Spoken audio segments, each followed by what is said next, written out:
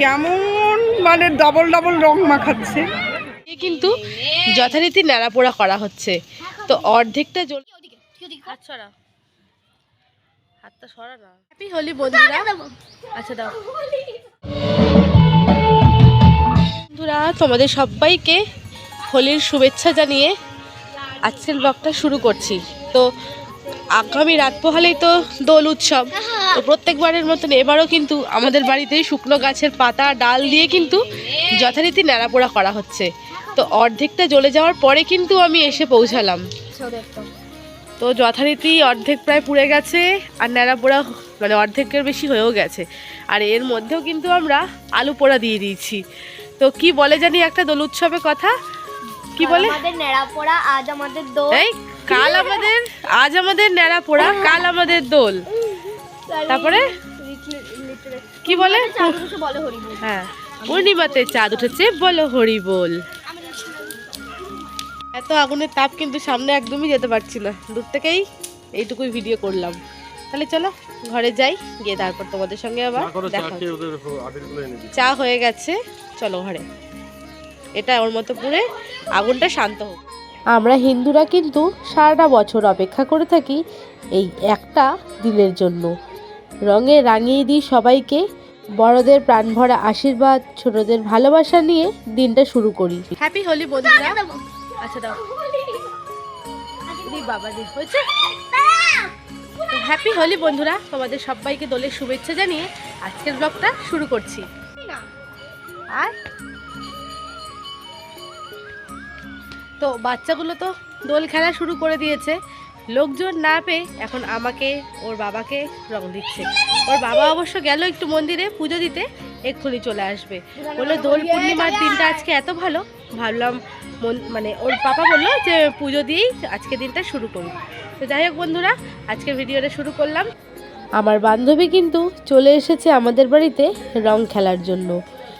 অনেক সকাল থেকেই যেহেতু এই বছর রং খেলা শুরু করে দিয়েছে, তাই আমি কিন্তু এখনও রেডি হতে পারিনি। না হলে প্রত্যেকবার কিন্তু সকাল সকাল তৈরি হয়ে রং খেলা আমরা শুরু করে দিই।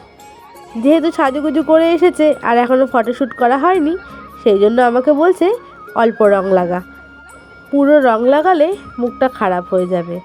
তো যাই হোক বন্ধুরা, এই দিনটার জন্য যেহেতু আমরা সারা বছর অপেক্ষা করে থাকি, তো এই দিনটা কিন্তু একদম ছাড় নেই। রং দিয়ে সবাইকে কিন্তু একেবারে ভূত বানিয়ে দিতে হবে। তো বাড়িতে যেহেতু এসেছে, তাই দিদিভাইকেও একটু রং লাগিয়ে দিল। তো হোলি উপলক্ষে বাড়ির কাজের লোকের পোশাক ছেড়ে পরে নিয়েছি এখন চুড়িদার। এবার ওর পাপাও মন্দির থেকে পুজো দিয়ে চলে এসেছে, এসে খাওয়া দাওয়া কমপ্লিট করে এবার যাচ্ছি আত্মীয় স্বজন বন্ধু বান্ধব সবার বাড়িতে। সবার বড়দের পায়ে একটু আবির দেবো, বন্ধু বান্ধবের সঙ্গে একটু আবির খেলবো। এক বান্ধবী তো বাড়িতে চলে এসেছিলো, আরেকজন তো আসেনি, তার সঙ্গে দোল খেলবো। তো যাই হোক, সব মিলিয়ে ঝুলিয়ে আজকে দিনটা কাটাবো। আর অবশ্যই আজকে এই দোলের দিনটা কেমন এনজয় করলাম সেটাও তোমাদের সঙ্গে শেয়ার করব। তাহলে বন্ধুরা সঙ্গে থাকো, পুরো ভিডিওটা দেখতে থাকো। বেরিয়ে পড়লাম কর্তাগিন্নি দুইজনে রং খেলার জন্য। আর রাস্তাঘাট কিন্তু একদমই ফাঁকা, আর চারিদিকে কিন্তু রঙের দোকান বসেছে। প্রত্যেকটা উৎসবেই আমাদের এইখানে এইরকম সারি সারি রঙের দোকান, যে কোনো পুজোর সিজনে কিন্তু দোকান এখানে বসে পড়ে। আজকের দিনে কিন্তু অনেক জায়গায় বসন্ত উৎসব হচ্ছে, তো আমরা যেহেতু যেতে পারলাম না, সেই জন্য কিন্তু মিস করে গেলাম। এই রাস্তাতেই দেখো না, যেতে যেতে দেখলাম যে এখানে পার্টির তরফ থেকে অ্যারেঞ্জ করা হয়েছে বসন্ত উৎসবের। তার সঙ্গে রয়েছে খাওয়া দাওয়া, নাচ গান, সমস্ত কিছু।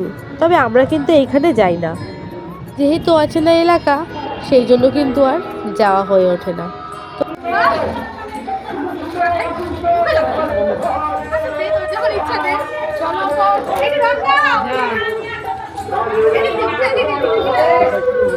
সে আমাকে ওঠাবেই।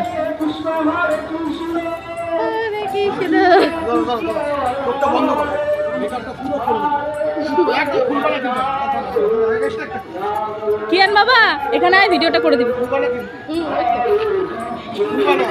আসো এখানটা দাঁড়াও।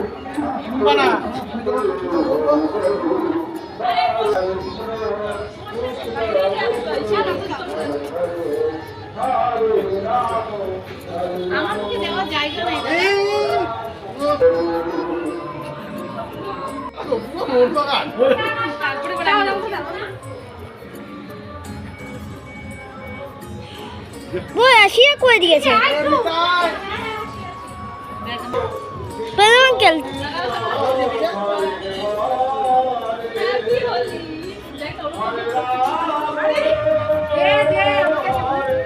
একটু ঘুই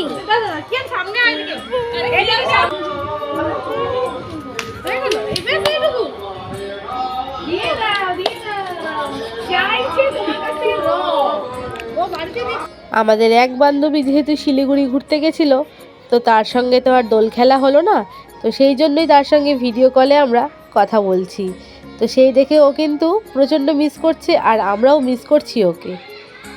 বান্ধবীর বাড়িতে যেহেতু অনেকটা বেলা হয়ে গেছিলো, তো সেই জন্য কিন্তু দুপুরবেলায় না খাইয়ে আমাদেরকে একদমই ছাড়বে না। তো দুপুরবেলায় সামান্য কিন্তু খুব ভালো আয়োজন করেছে, ডাল, আলু ভাজা আর দেশি মুরগির ঝোল। খুবই সন্তুষ্টজনক খাবার। তো আমরা তো খাবোই না, কিন্তু খুবই যেহেতু জোরজার করছিল, দুপুরবেলার খাবারটাই না করলাম না। তাই সবাই মিলে অল্প করে খেয়ে দিয়ে তারপর চলে আসলাম সোজা বাড়িতে। আর রান্নাটা যেহেতু বান্ধবীর মা জেঠিমা করেছিল, এক কথায় অসাধারণ হয়েছিল। বান্ধবীর বাড়িতে খাওয়া দাওয়া করে সোজা চলে এসেছিলাম কিন্তু আমার বাড়িতে রং খেলার জন্য। বোন, বোনের হাজবেন্ড, ভাই, ভাইয়ের বউ সবাই যেহেতু রয়েছে, তাদের সঙ্গেও তো একটু রং খেলতে হবে। আর আমার হাজবেন্ড যেহেতু শ্বশুরবাড়ির বড় জামাই, তো ওকে রং না লাগিয়ে তো কেউ ছাড়বেই না। এটাই সুযোগ, শালি শালা সবার সঙ্গে মিলেমিশে কিন্তু আনন্দ করলো। আর সত্যি বন্ধুরা, আমার 10 বছর হলো বিয়ে হয়েছে, আমি কিন্তু এতটা আনন্দ রং খেলায় কোনোদিনই করিনি। 10 বছরে এই প্রথম আমার বাবার বাড়িতে ভাই বোনেদের সঙ্গে রং খেলায় কিন্তু এত আনন্দ করলাম। পরের দিনও কিন্তু আমরা অনেক রং খেলেছিলাম, তবে সেই দিন আর ভিডিও করা হয়নি। এই হয়েছে চোখ মুখের অবস্থা। এখন বাজে বিকেল 4:45। এখন গিয়ে সমস্ত আজকের দিনের রং খেলা শেষ হলো। আর দুপুরবেলায় খাওয়া দাওয়া তো আজকে বান্ধবীর বাড়িতেই হলো, তোমাদেরকে দেখালাম। তো এখন চোখ মুখের এই অবস্থা। এই যে ওর পাপা দরজা নক করছে, দিদিভাইরা বাড়িতে রয়েছে, আর 3 মেয়ে রয়েছে মায়ের বাড়িতে। দাদুদের সঙ্গে রং খেললো, আজকে ওখানেই থাকবে। তো চলো বন্ধুরা, স্নান টান করে নিই। চোখ মুখের তো এই অবস্থা বাজে হয়ে রয়েছে। স্নান টান করে তারপর তোমাদের দেখাচ্ছি যে মুখের অবস্থা কতটুকু। বন্ধুরা দেখো, চোখ মুখের এই অবস্থা, পুরো কিন্তু হনুমানের মতো লাগছে। আজকাল আবিরেও তাহলে কী রকমের রং মেশাচ্ছে বুঝতে পারছো। আজকে কিন্তু কোনো রং খেলেনি, শুধুমাত্র আবির। তাও দেখো এই পোর্শনগুলো পুরো একদম যায়নি রং, এই জায়গাগুলো তো রয়েছেই। একটু কী করলাম, বোরলিন লাগিয়ে রাখলাম, একটুখানি পরে টিস্যু দিয়ে ডললেই উঠে যাবে। তাহলে বন্ধুরা, কারা কারা রং মেশানো আবির লাগিয়েছো অবশ্যই কমেন্টে জানিও। আর আমার মুখটা কিন্তু পুরো হনুমানের মতো লাগছে, প্লিজ তোমরা কিন্তু কেউ দেখে হেসো না। দেখতে পাচ্ছ কি অবস্থা? তোমার ফোন তো ঘরেই আছে।